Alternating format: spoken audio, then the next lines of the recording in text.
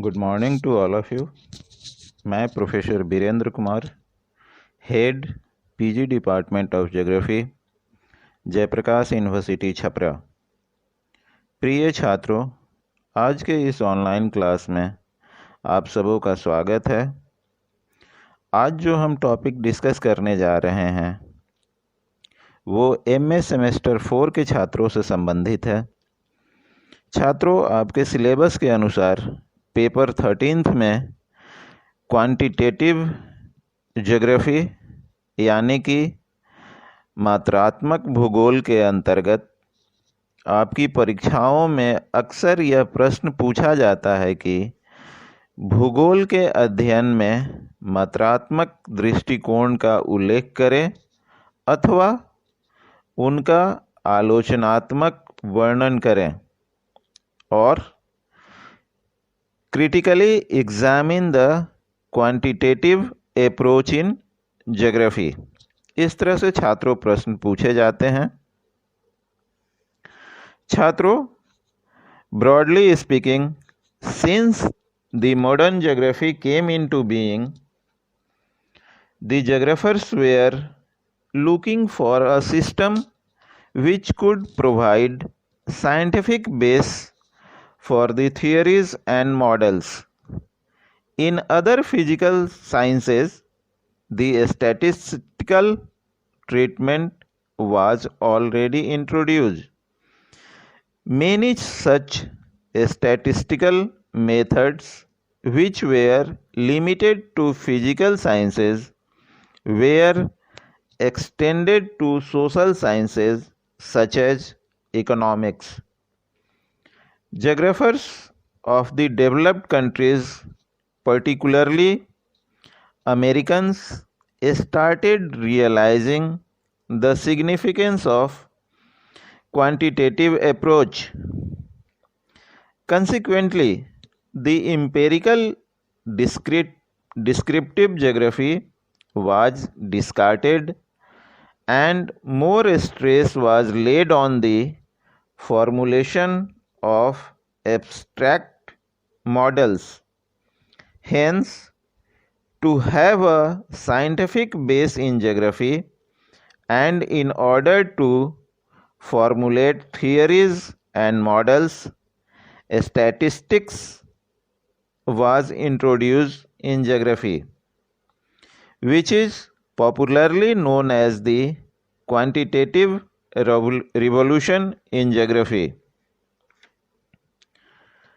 The beginning of a statistical approach in geography seems to have started in 1929 by the article published by Jeff entitled Human Behavior and the Principles of Least Effort. In 1947, he used the statistical method in determining the distribution of population and their state of balance. In the year 1949, in Princeton University, some scholars belonging to natural and social sciences, under the leadership of Stewart, emphasized on more interaction and interdisciplinary approach between natural and social sciences.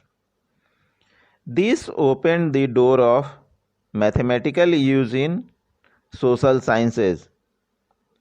Its immediate effect was felt on geography. The geographers of 20th century started thinking that they do not have any theory or laws of their own like other natural and social sciences.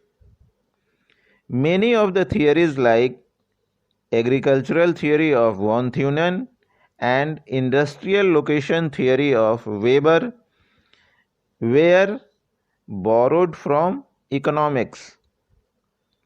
Chris Toller was the first geographer to make a major contribution to location of theory, and he also applied quantitative techniques enormously in his theory of central place. Later on, in the year 1958, Edward Ackermann encouraged his students to concentrate on quantification. Weber, another American geographer who formulated the crop combination regions by applying the standard deviation technique, which brought a quantitative revolution in the field of agricultural geography. In geomorphology, Sorley, Stroller, Dury, Bowman, etc. used a statistical method to analyze slope and topography. In climatology, a statistical method was already in use, particularly by Köppen and Thornwey. In Britain, Sorley and Haggett, both from Cambridge University, applied quantitative techniques vigorously and inspired the new generation to adopt multivariate analysis as the major tools for geographical research. Thus, by the year 1960s, there was a craze for statistical analysis of geographical fact. Although quantification was introduced in various fields of geography, but it was applied least in human geography. The main reason for this was that the concept of determinism was gradually replaced by new thinking of possibilism. The possibilists had started giving more emphasis on uncertainty of free choice of activities in nature. So they were of the opinion that the relation between nature and human activities could not be expressed in quantitative terms, nor any formulation or theorization was possible.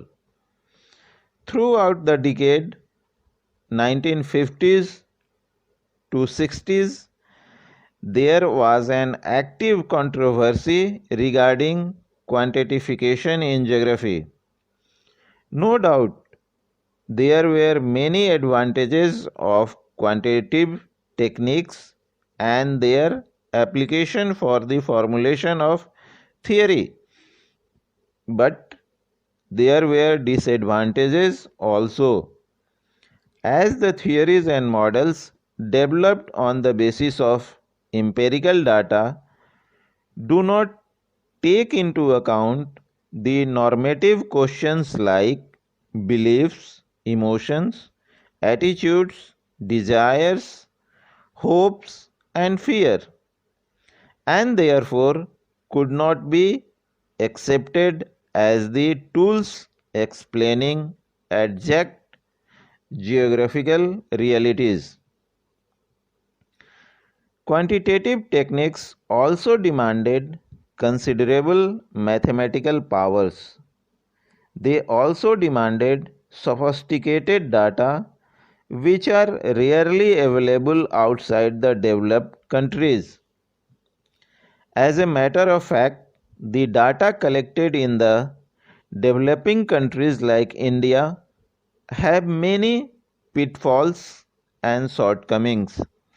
Therefore, the theories and models developed on the basis of weak data and unreliable information is bound to give only a distorted and faulty picture of the reality. Thus, there were several debatable points in favor and against a statistical approach. Thus, who were opposed to it gave the following arguments. First one, Stamp was of the opinion that the geographers should concentrate on more authentic work than going for new tools.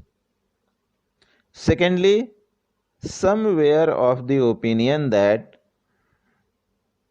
statistical methods were useful for some limited aspects, as many elements of geography cannot be measured. Third one, some holds the view that though statistics are useful in itself, but its application is faulty in many fields of geography. As such, the purpose is not achieved. Anyway, those who advocates for statistics holds the view that, like other sciences, geography should also add to its tools, and for that statistics is a better tool. Secondly,